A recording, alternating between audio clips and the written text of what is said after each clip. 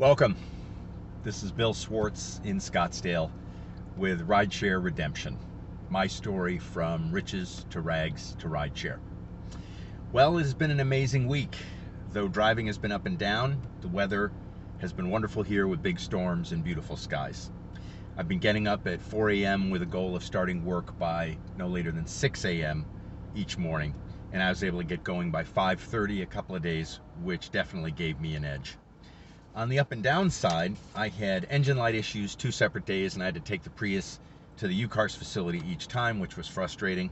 That said, I was well taken care of, and I got a day's credit in one of the situations toward my rental next week. But that cost me a full day and another chunk of what would have otherwise been lucrative time on Friday. One comment I'll make is that the most common single piece of advice I've seen from both YouTube channels, from individual drivers I've talked to, and from training material is that one needs to be very, very patient in the early days. And I can attest to the fact that this is definitely true.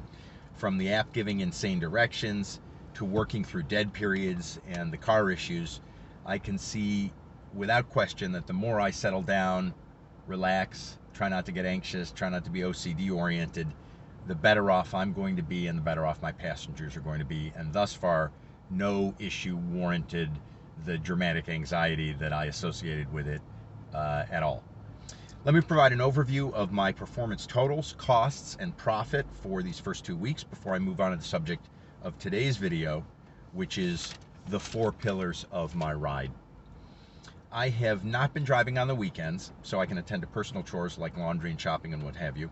And this week, which is week number 2 for me, I drove 4 days, 2 were on the soft side, and I will cash in that 1 day $50 credit for the dead day when I pay for next week's rental with UCARS. But obviously I lost the earnings that I potentially would have made that day. I took a hit on that side, which would have been basically pure profit because I'd already gotten the car cost covered. So 4 days work this week, online for 25 hours, booked or revenue generating time of 19 hours.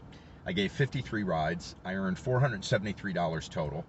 My 2-week total is at 112 rides, 7 days worked, $991 in total earnings.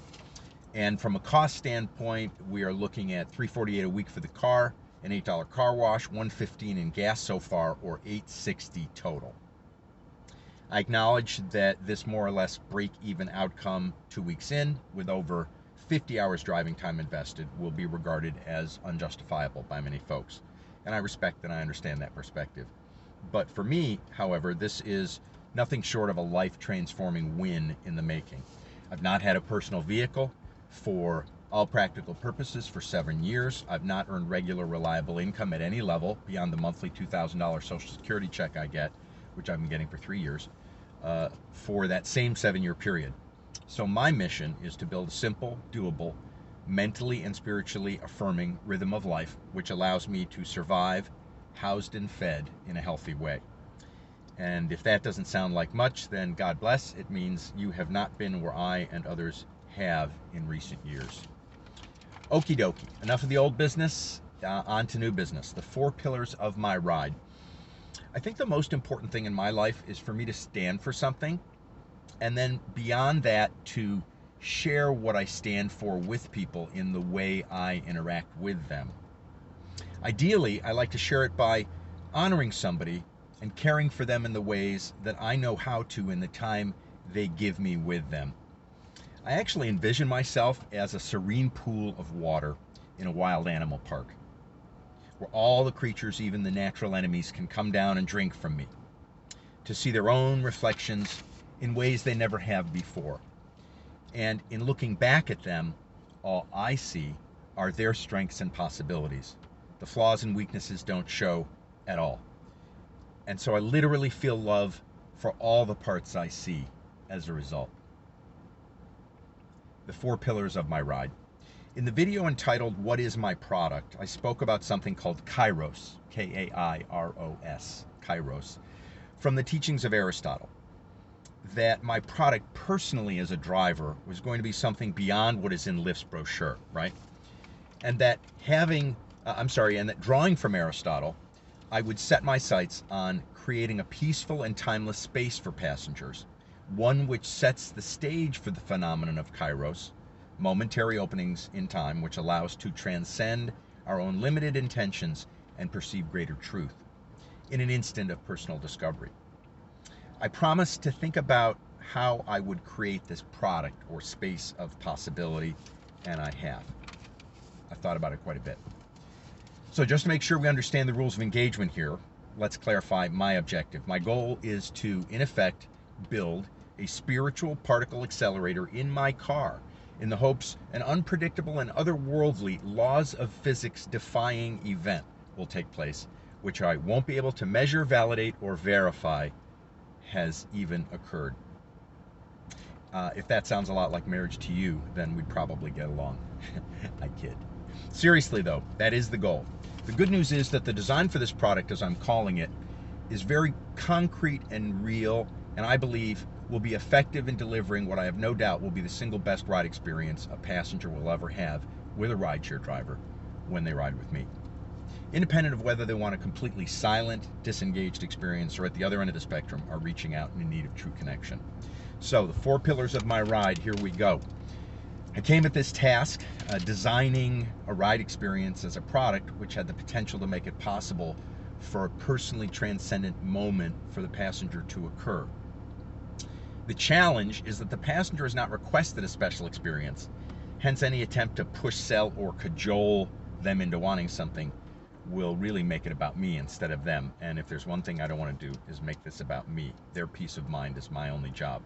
So the product, supported by the pillars you're actually going to hear in a moment, must be inert, unobtrusive, appreciated if desired, and unnoticeable if not, like a spiritual or energetic dish of bonbons by the register, which you're tickled to take if the timing is right, and perhaps even might find irresistible when the timing is not. The 4 pillars of my ride are as follows: safety, state, subject, and spirit. 4 pillars of my ride are safety, state, subject, and spirit. So let's go over them one by one. I'll give you a little bit of a sense for how I might create them. Number 1 is safety. Safety is first because it is most important. First because this is what the customer is paying for, and first because safety is the required pillar. If safety is not delivered in full by any driver, then that ride has failed the passenger who has paid for it.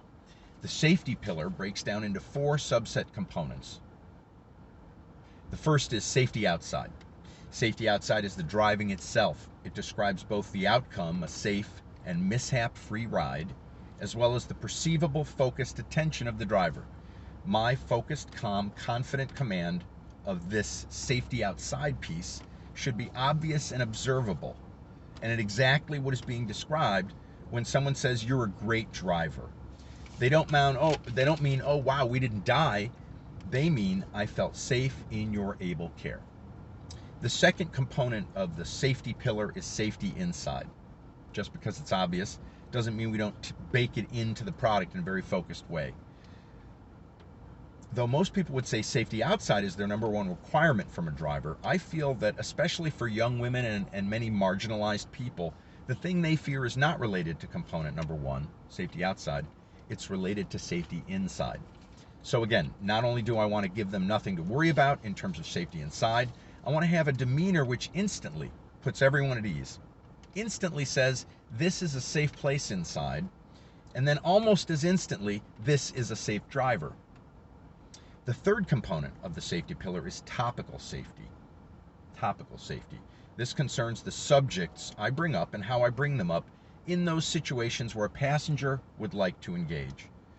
Of course, topical safety starts with the practice of having no conversation at all, and unless the passenger gives an indication that they want to chat. But then beyond that, topical safety is about having tremendous empathy for the things which are especially triggering or painful for some people to speak about. Even if we may regard them as happy subjects, questions about kids, relationships, jobs, families, and politics can truly ruin a great day for someone when they didn't pay to have that happen. Gender pronouns or assumptions of any kind can truly pollute a person's day.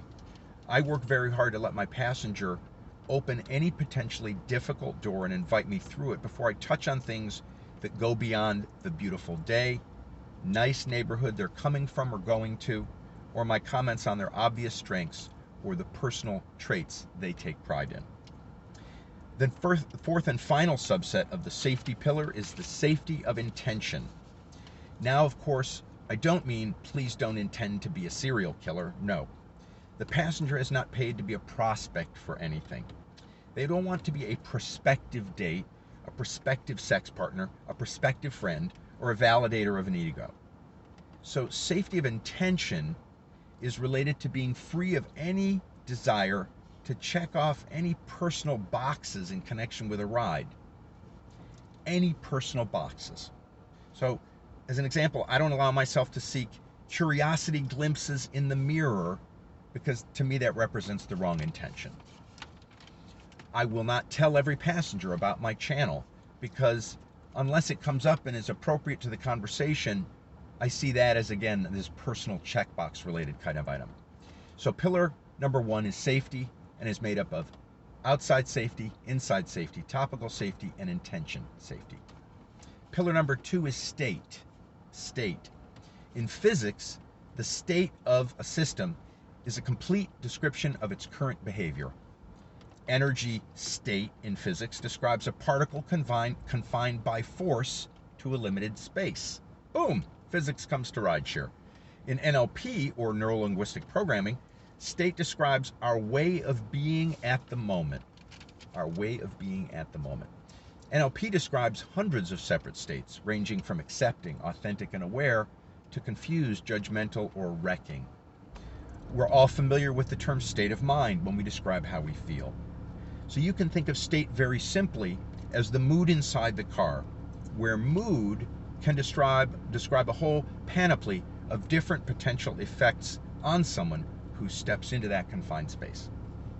So pillar number 2, state, is the very specifically intentioned mood created in the car, which has the potential to foster or make possible kairos, or magical transcendent moments. I'll talk about this in detail in future videos. The third pillar of the 4 pillars of my ride is subject. First was security, then state, now subject.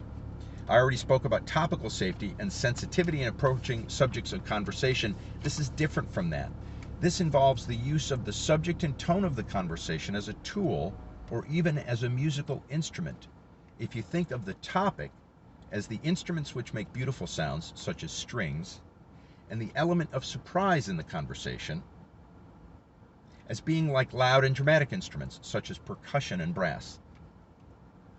You can combine the two to create an energetic flow to a conversation which has the ability to go through a set of upward steps, like upshifts, which take the conversation to a higher level of RPMs with the potential to trigger moments of kairos.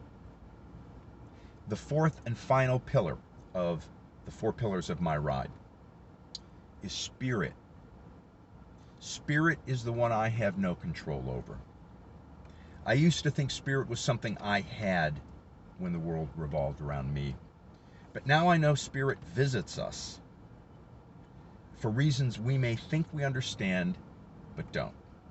Spirit has many names: luck, energy, higher power, God, blessings. But whatever you call it, we all hope for it. It's the 4th pillar of my ride, even though it doesn't have anything to do with me, because with it, everything I talk about on Rideshare Redemption is possible. And without it, nothing is. Join me next time to hear me talk about creating the alternative ride experience.